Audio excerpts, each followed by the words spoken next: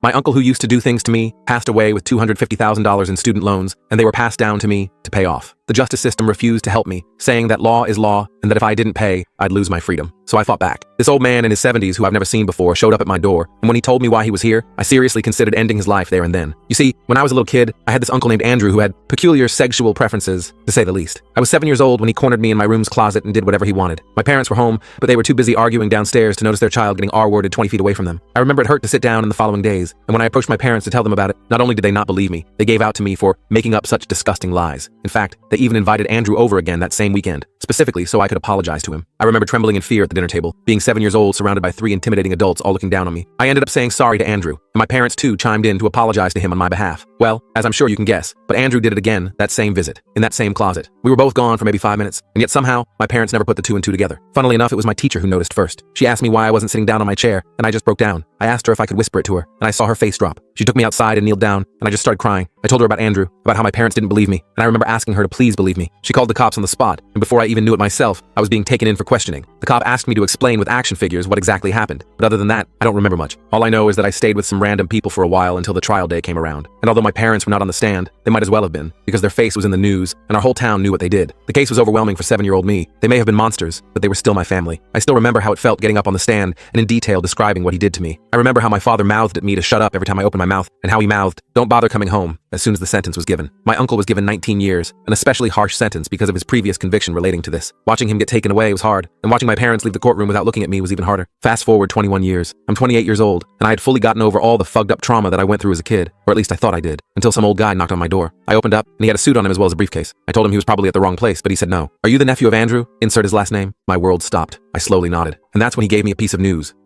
that made me fully realize how messed up our legal system was. He told me my uncle passed away. I originally went to respond that I didn't care, but he interrupted me and kept talking. Apparently, I was my uncle's closest living relative, and my uncle had a lot of college debt left to pay off, $250,000 to be exact. And because college loans are the only kinds of loans that you cannot declare bankruptcy on, it means they can be passed down even after death. This is what happened to me. Thanks to our amazing legal system, I now had to pay off $250,000 in college loans for the man who molested me as a child repeatedly and ruined my life. I just stared at the guy in the suit and told him flat out I would not be paying. I told him what my uncle did, thinking it would persuade him, but he didn't even flinch. He told me he flat out didn't care. He told me my uncle could have culled my firstborn for all he cares. I had to pay the money, and if I didn't, I'd be facing 10 years in prison. I just stared at the old guy, my whole body going cold. 10 years in prison for something I didn't even agree to, for the man who ruined my childhood. I felt my hands shaking, and I clenched them into fists. The debt collector didn't even flinch, just stood there in his fancy suit waiting for me to break down or something. I told him to get the hell off my property before I called the cops. He laughed at me, actually laughed right in my face, and told me the cops wouldn't do a damn thing. He slid his business card into my hand and told me I had 30 days to start making payments, or they'd take legal action. I slammed the door so hard the windows rattled. I spent the next hour pacing around my apartment, kicking furniture and punching walls until my knuckles were bloody. I couldn't believe this was happening. $250,000 for that monster's education. I pulled out my phone and called the only person I could think of, my friend Marcus from work. Marcus picked up on the third ring, and I spilled everything that happened. He was just as shocked as I was, kept saying, "That can't be legal," over and over. He suggested I talk to a lawyer right away, so I hung up and started searching online. I found a local guy named Richard Simmons, who specialized in debt law, and managed to get an appointment for the next day. I barely slept that night, just tossed and turned with nightmares about Andrew and prison cells and mountains of money I didn't have. I showed up at the lawyer's office looking like complete shit. Richard was an older guy with gray hair and thick glasses. I explained my situation, showing him the paperwork the debt collector had left. Richard frowned as he looked it over, then told me the bad news. In our state, certain debts can transfer to next of kin after death. He said he'd never seen it happen with student loans before, but the paperwork seemed legitimate. I felt the floor drop out from under me. Richard said he'd do some research and get back to me, but warned me it would cost money I didn't have. I left his office feeling even worse than before. I tried calling my Aunt Cheryl, my dad's sister, thinking maybe she'd help me out, or at least offer some advice. Big mistake. As soon as I mentioned Andrew's name, she got all cold and distant. She said I should never have made up those stories about him when I was a kid, that I tore the family apart with my lies. I hung up on her mid-sentence, my hands shaking so bad I almost dropped the phone. I called my cousin Peter next, but he wasn't any better. He said maybe this was karma for what I did to Andrew, getting him sent to prison all those years ago. I couldn't believe what I was hearing. These people were still defending that monster after all this time. I felt completely alone. I spent the next few days in a fog, going to work and coming home but not really processing anything. Richard the lawyer called me back on day 3 with more bad news. He said the debt was legitimate, and I had 2 options. Try to fight it in court, which would cost thousands in legal fees I didn't have, or set up a payment plan. I hung up and threw my phone across the room. I decided to try contacting the college where Andrew got his degree. Maybe they could help, or at least explain how this happened. I found the number for the financial aid office at Westfield University and called them. The woman who answered sounded bored out of her mind. I explained my situation, trying to keep my voice from cracking. She put me on hold for 20 minutes, then came back and told me there was nothing they could do. The loans were through a private company, not the school directly. She transferred me to another department, who transferred me again, and I ended up talking to some administrator named Gregory. Gregory was as helpful as a screen door on a submarine. He just kept repeating that the university had no authority over private loans after they were dispersed dispersed, I asked if they could at least provide documentation about what the loans were for when they were taken out, anything that might help my case. Gregory said I'd need to file a formal request, which could take weeks to process. I hung up feeling defeated again. The next day I got a call from the debt collection agency. Some woman named Tara wanted to discuss payment options. I told her I wasn't paying a dime for my molester's college education. Tara's voice didn't waver. She told me that the personal history between me and the deceased was irrelevant to the financial obligation. I lost it at that point,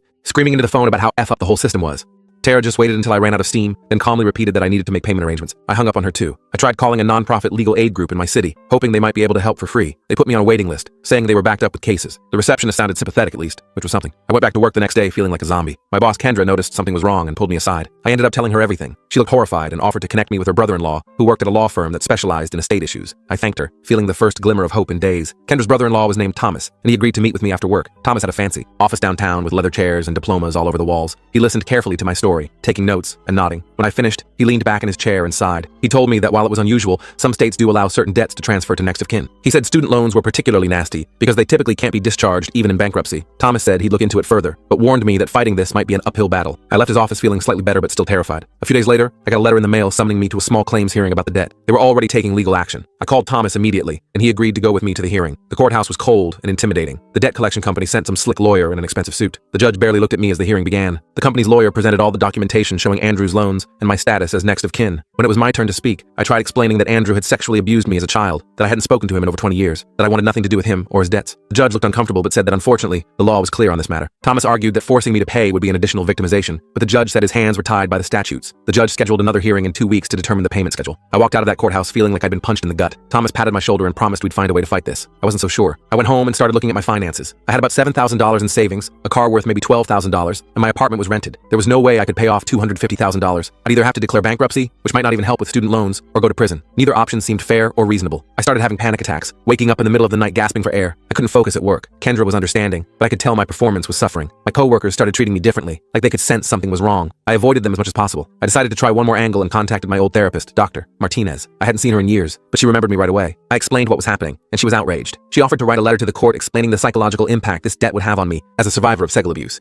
I thanked her and accepted the offer, though I wasn't sure it would help. The day before the second hearing, Thomas called with some news. He'd been researching Andrew's case and discovered something interesting. Apparently, as part of Andrew's sentencing, he had been ordered to pay restitution to my parents for their legal fees and my therapy costs. According to the records, he never paid a penny of that restitution. Thomas said this might be our way out. If Andrew died owing a debt to my parents, and I was their heir, then technically Andrew's estate owed me money first. Any remaining assets would have to go toward paying that restitution before any other debts could be collected. Since my parents had passed away, I would be the one entitled to that restitution. I felt a glimmer of hope for the first time in weeks. The second hearing was even more tense than the first. The debt collection company's lawyer looked smug as we took our seats. Thomas presented our new argument about the restitution order, providing copies of the court documents from Andrew's criminal case. The company's lawyer objected, saying that restitution orders expired upon death. The judge called for a short recess to review the documents. Those 15 minutes felt like hours. When the judge returned, he looked thoughtful. He said that while the restitution order was valid, he needed more time to determine whether it took precedence over the student loan debt. He scheduled yet another hearing for the following month and ordered both sides to submit briefs on the legal precedents. I left the courthouse feeling slightly better but still anxious. The waiting was almost worse than a negative decision would have been. The debt collection company didn't wait for the next hearing to start pressuring me again. They called almost daily, each time with a different representative. They started sending letters threatening wage garnishment and property seizure. One particularly aggressive collector named Vincent showed up at my workplace, causing a scene in the lobby that left me mortified. Kendra threatened to call security on him, and he finally left. Thomas filed a harassment complaint against the collection agency, but they just denied any wrongdoing. The stress was taking a physical toll on me. I lost weight, couldn't sleep, and developed constant headaches. My friend Marcus convinced me to stay with him for a few days, just to get away from my apartment where the collectors might show up. I was grateful for the breathing room. The day of the final hearing arrived. Thomas had prepared an extensive brief showing legal precedents, where restitution orders took priority over other debts. The collection agency's lawyer had his own stack of cases supporting their position. The judge listened to both sides, asking detailed questions. I sat there feeling like my entire future hung in the balance. Finally, after what seemed like an eternity, the judge cleared his throat and delivered his ruling. He determined that the restitution order did indeed take precedence over the student loan debt. Since Andrew had died with essentially no assets, there was nothing left to pay toward the student loans after the restitution was accounted for. The debt collection company couldn't force me to pay Andrew's loans because legally, his estate owed me money first. The judge dismissed the case against me. I sat there in shock as Thomas patted me on the back. The collection agency's lawyer looked furious but couldn't do anything about it. I walked out of that courthouse feeling like I could finally breathe again for the first time in months. Thomas warned me that the company might try to appeal, but he thought we had a solid case if they did. I thanked him for everything, promising to pay his legal fees even though it would take a while. He told me not to worry about it, that helping me get justice was payment enough. I went back to Marcus's place and just collapsed on his couch, emotionally drained but relieved. The collection agency did try to appeal the decision, but the higher court upheld the judge's ruling. After 6 months of hell, I was finally free of Andrew's debt. The whole experience left me shaken though. I couldn't believe how close I'd come to having my life destroyed all over again by the same man who'd abused me as a child. I decided to channel my anger into something productive. I started volunteering at a local advocacy center for abuse survivors, sharing my story to help others. I also began working with a nonprofit that was pushing for changes to debt inheritance laws. My case wasn't unique. There were others out there facing similar situations. loans, forced to pay debts they never agreed to. I moved to a new apartment, changed my phone number, and tried to put the whole nightmare behind me.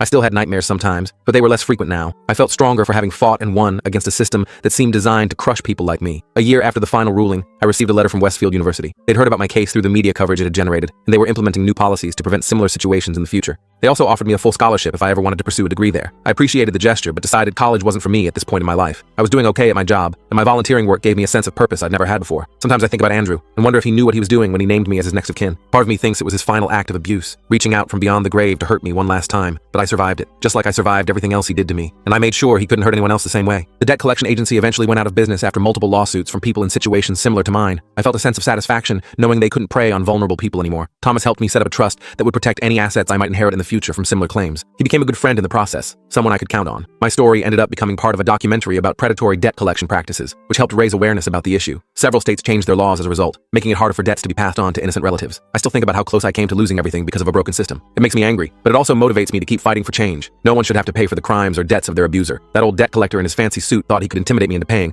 but he underestimated how much fight I had left in me. Andrew took enough from me when I was a child. I wasn't going to let him or anyone else take my future too. These days, I try to focus on the positive. I have good friends, meaningful work, and my health. The nightmares come less frequently now, and when they do, I remind myself that I'm safe, that I won. Some people ask me if I've forgiven Andrew. I tell them forgiveness isn't what matters. Justice does. And finally, after all these years, I got a small measure of justice. Not just for myself, but for that scared 7-year-old boy who wasn't believed. I hope he would be proud of the man I've become and the fight I put up. Sometimes the system works, even if you have to force it to. And sometimes, just sometimes, the good guys win. And that victory lasted exactly 3 days, 7 hours, and 24 minutes. I was sitting at my kitchen table when the first email arrived. Just a simple notification from the court system. Nothing unusual there. I opened it without thinking. My coffee mug stopped halfway to my mouth. The appeal had been filed. Andrew's family had deep pockets, and they weren't done fighting. I set the mug down before I could drop it. My hands started to shake. The triumph I'd felt began to crack like thin ice. I called my lawyer right away. She promised to review the paperwork, but warned me appeals were standard. Nothing to worry about, she said. But I did worry. I worried every second of every day. I couldn't sleep that night, or the next. The nightmares came back worse than before. I'd wake up drenched in sweat, hearing his voice. 3 weeks later, we got the hearing date. 6 months away. 6 months of waiting. 6 months of looking over my shoulder. I tried to keep living normally. I went to work. I came home. I paid my bills, but the weight of it hung around my neck. My friends noticed I was withdrawing again. They invited me out more often. I rarely accepted. The local paper ran a follow-up story. The reporter called for comments. I let it go to voicemail. Then the letters started coming. Some people wrote to offer support. Others called me a liar. The worst ones came from Andrew's family. They detailed what they planned to do after winning the appeal. I kept them all in a folder. Evidence, my lawyer called it. Harassment, I called it. I installed a security camera on my porch, then one on my back door, then one in my driveway. I changed my phone number twice. I deleted my social media accounts. The isolation felt both terrible and necessary. Fall turned to winter. The days got shorter. The shadows in my apartment grew longer. I bought a dog from the local shelter, a big mutt with gentle eyes and a loud bark. I named him Justice. It felt a little on the nose, but it made me smile. Justice slept at the foot of my bed. His presence helped with the nightmares. Not always, but enough to matter. Christmas came and went. I spent it alone with Justice and a frozen pizza. New Year's too. I told myself I preferred it that way. The lie was wearing thin. February brought ice storms and a notice from the court. Andrew's lawyer had filed for a dismissal based on new evidence. My stomach dropped through the floor. I called my lawyer in a panic. She hadn't seen it yet. She called back 3 hours later. The new evidence was a supposed witness, someone claiming they saw me somewhere else when the incident happened. 20 years later, suddenly they remembered. My lawyer wasn't worried. The judge would see through it. I wasn't convinced. The system had failed me before. Why not again? I started preparing for the worst. I put money aside. I researched places to move. Maybe another state, maybe another country. I updated my passport just in case. The winter dragged on. Justice and I took long walks in the snow. The cold air helped clear my head. I started talking to my therapist twice a week instead of once. She suggested meditation. I tried it without much success. My mind wouldn't quiet down. It kept replaying courtroom scenarios. March arrived with more paperwork, motions and counter motions, legal language that made my head hurt. My lawyer explained it all patiently. Most of it went over my head anyway. The stress was affecting my job. I made mistakes I wouldn't normally make. My boss noticed. He was understanding, but his patience had limits. I needed this job. The legal bills were mounting despite the pro bono work. I forced myself to focus, to compartmentalize. Work during work hours. Panic only after 5. It wasn't a perfect system, but it helped. April brought rain and the dismissal of Andrew's motion. The judge saw through the fake witness. One small victory. I celebrated with takeout and ice cream. Justice got his own dog-safe ice cream cup. For one evening, things felt almost normal. Then May arrived. 1 month until the appeal hearing. I started rehearsing my testimony in the shower, in the car, while walking Justice. I couldn't afford to make a single mistake. Andrew's lawyer would pounce on any inconsistency. The pressure built like a kettle about to whistle. I developed an eye twitch. My appetite disappeared. Justice would nudge my hand at dinner time, concerned about my untouched food. 2 weeks before the hearing, I got a call. Andrew wanted to meet. No lawyers, just us. I laughed until I realized the caller was serious. I hung up without answering. He called back immediately. I blocked the number. That night, someone drove by my house slowly, twice. I called the police. They took a report, but did nothing else. The next day, I bought a baseball bat. I kept it by my bed. Justice growled at every sound outside. I started sleeping in my living room. The couch gave me a better view of both doors. 1 week before the hearing, my lawyer called with news. The prosecutor had uncovered 3 more victims, all with similar stories. They were willing to testify. For the first time in months, I felt something like hope. Maybe the system wouldn't fail this time. Maybe justice wasn't just a dog's name. The day of the hearing arrived with clear skies and mild temperatures. I wore my best suit. I shaved carefully. First impressions matter, my lawyer had said. The courthouse steps seemed steeper than I remembered. Reporters waited outside. I kept my head down and pushed pushed through. Security was tight. I was grateful for that. The courtroom looked smaller somehow. Andrew sat with his lawyer across the aisle. He had aged. His hair was thinner. He wore expensive clothes. Our eyes met briefly. I did not look away first. The judge entered. Everyone stood. The proceedings began with technical arguments. Legal terms flew back and forth. I watched the judge's face for clues. She betrayed nothing. The new victims testified one by one. Their stories aligned with mine in crucial ways. Details only someone who experienced it would know. Andrew's lawyer tried to poke holes in their testimony. He failed. When my turn came,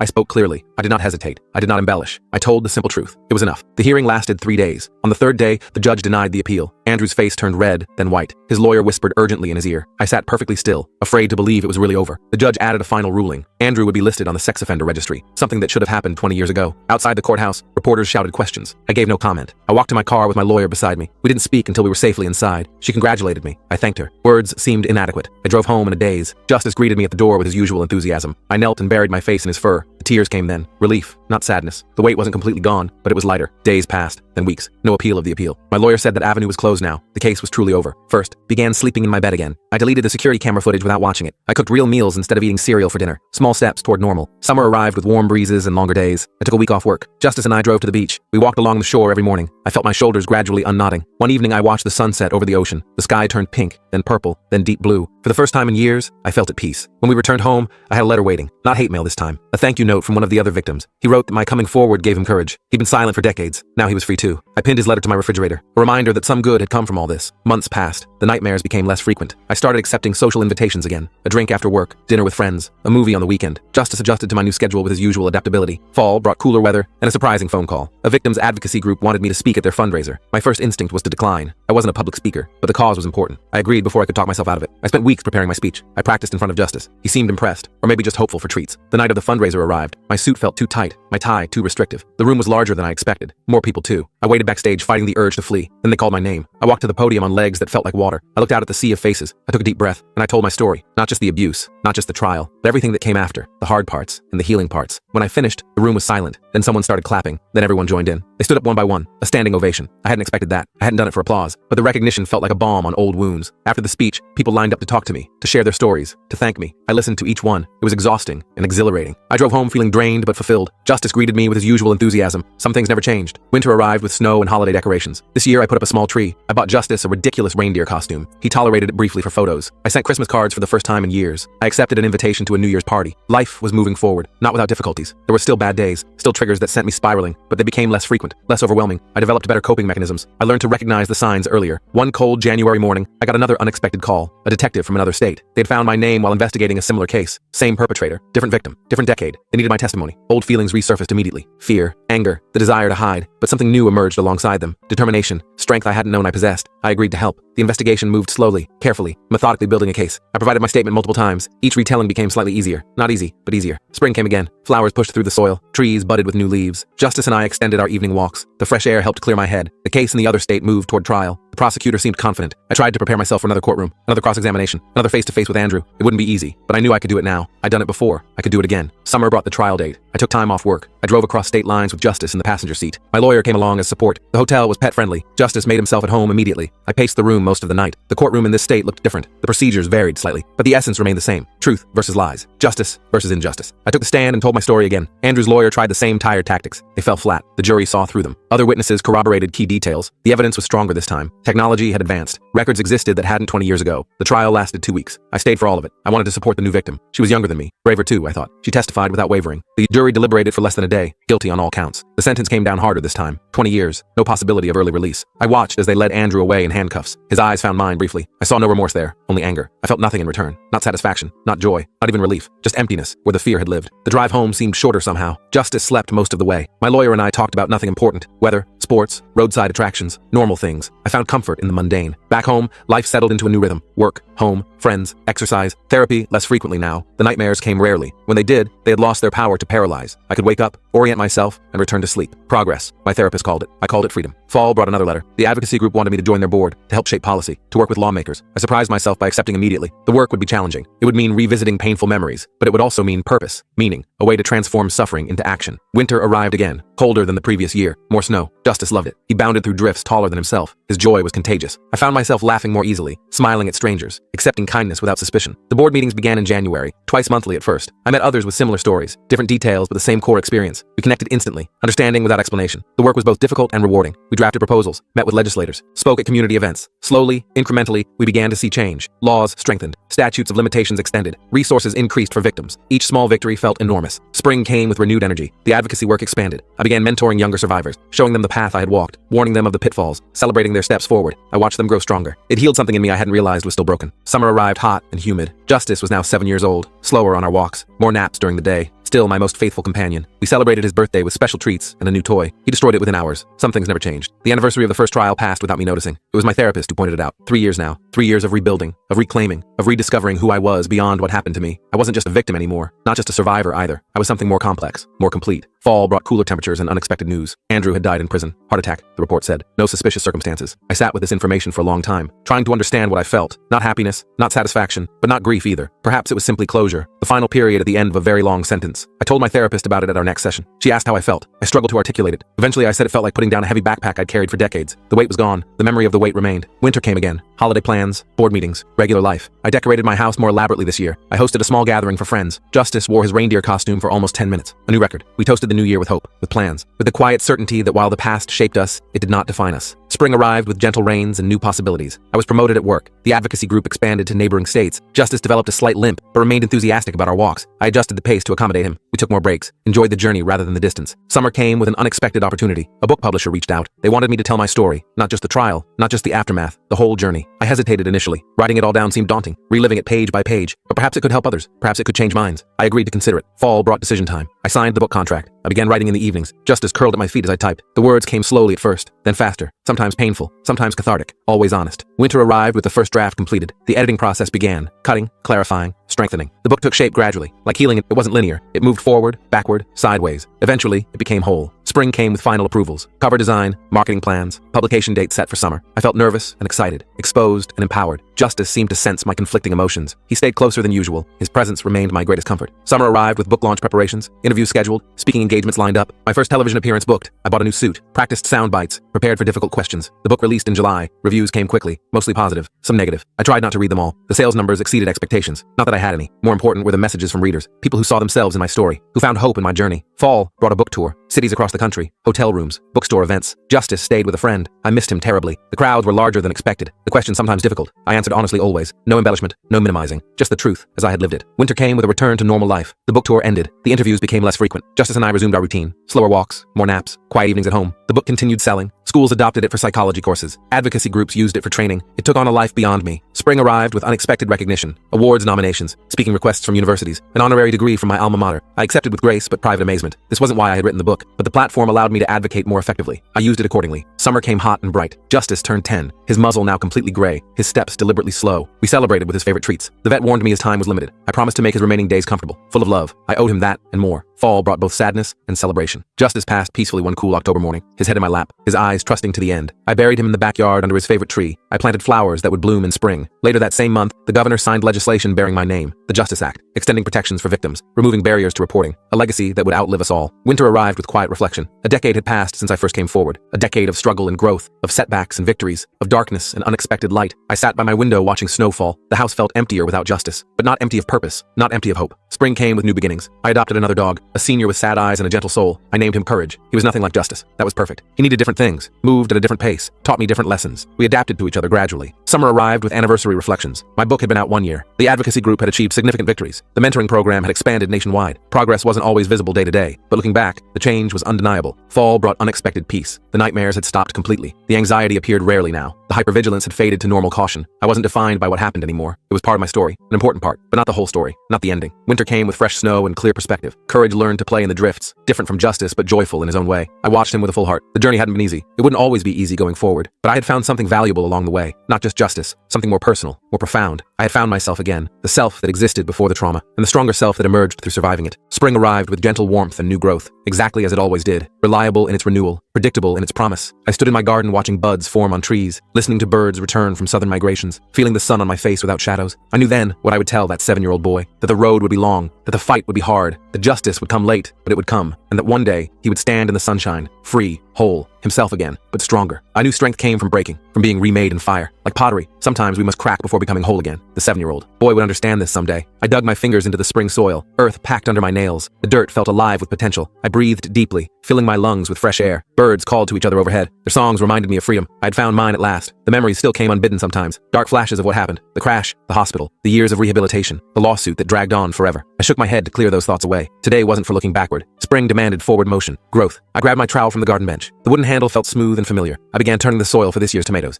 My back protested, but I pushed through. Physical pain meant nothing compared to what I'd survived. Sweat beaded on my forehead despite the mild temperature. I wiped it away with my sleeve. The neighbor's dog barked from across the fence. I waved at Mrs. Henderson as she collected her mail. She waved back with a tentative smile. People still treated me differently, like I might break or explode. I couldn't blame them. They'd seen the news, read the papers, watched the trial unfold. I jabbed the trowel deeper into the earth. The metal hit a stone with a dull clang. I worked it loose from the soil. The rock was ordinary, gray, unremarkable. I tossed it in the bucket with others. Even the plain stones had to be cleared for growth, just like the obstacles in life. I thought about writing to him again. The boy, my nephew. He'd be 14 now, growing into himself, facing middle school drama and hormones. I wondered if he remembered me from before, from when I was whole the first time, before everything changed. I hadn't seen him since the sentencing. 7 years without his smile, without watching him grow. My sister thought it best to keep distance, to protect him from the ugliness. I understood, but it still hurt. I finished preparing the soil as clouds drifted overhead. The temperature dropped slightly. I shivered, but kept working. Physical labor kept the thoughts at bay, kept me anchored in the present. I reached for the seedlings I'd started indoors, tiny green promises in biodegradable pots. I'd nurtured them through late winter, watched them push through soil toward light. My therapist said gardening was good therapy. She wasn't wrong. I placed each seedling in its hole with care, covered the roots gently with soil, whispered encouragement though I felt foolish doing it. Plants don't have ears, but maybe they feel intention. I watered each one thoroughly. The ground darkened with moisture. Life needs basics to thrive. Water, sunlight, safety. I hadn't felt safe for so long. The trial changed everything. Public opinion split wildly. Half believed him, half believed me. The evidence eventually spoke for itself. His DNA under my fingernails, my blood on his clothes, the witnesses who came forward. Too late, but they came. Justice moves slowly, but it does move. I stood up straight, stretching my aching back. The row of seedlings looked vulnerable, exposed. I knew how they felt. The wind picked up suddenly. Branches swayed overhead. The weather report mentioned afternoon storms. I gathered my tools quickly. Dirt cascaded from metal surfaces. I'd finish tomorrow if the rain held off. Inside my small house,